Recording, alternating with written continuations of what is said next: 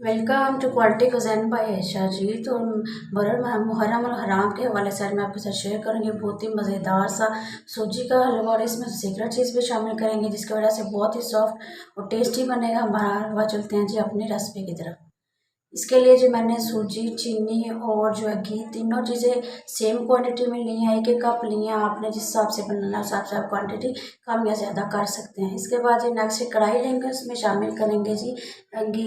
घी थोड़ा सा गर्म होने के बाद मैंने इसमें शामिल कर दिया जी सूजी। सूजी को इस स्टेज पे हम को बिना कंजूसी किए अच्छी तरह से बुनाई करेंगे। सिर्फ इस चीज़ का ध्यान रखिएगा कि सूजी जो है जले नहीं। अच्छा सा कलर आने और खुशबू आने के बाद ये देखें जी, इसको मज़ीद थोड़ी सी बुनाई करेंगे। उस इसी दौरान बुनाई करते हुए इसमें सीक्रेट चीज़ शामिल करेंगे जी। 1 टेबल स्पून भर के इसमें मैंने शामिल कर दिया है बेसन।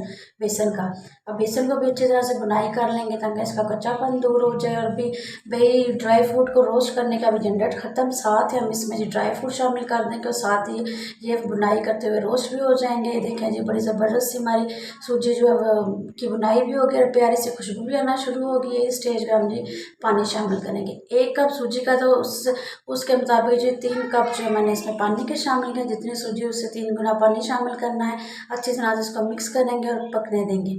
और साथ ही इसमें शामिल कर देंगे चीनी। चीनी भी 1 कप है, इसमें शामिल करेंगे, मिक्स करेंगे और जो है इसको थोड़ा सा मेल्ट होने देंगे। ये देखें ये बड़ा ज़बरदस्त सा सॉफ्ट सा हमारा सूजी का हलवा रेडी हो गया। स्टेज पे जो थोड़ा सा इसको मिक्स करेंगे, देखिए घी भी ऊपर आना शुरू हो गया है। फ्लेम को करेंगे जी ऑफ। ये देखें जी दानेदार सा हमारा मज़ेदार सा सूजी का हलवा रेडी हो गया। इसको करेंगे सर्व। ये देखें जी कितना ज़बरदस्त और दानेदार सा जो रेडी हो गया है। मुहर्रम हराम में आप इसको नान के साथ खाएं या न्याज में जैसे भी दें।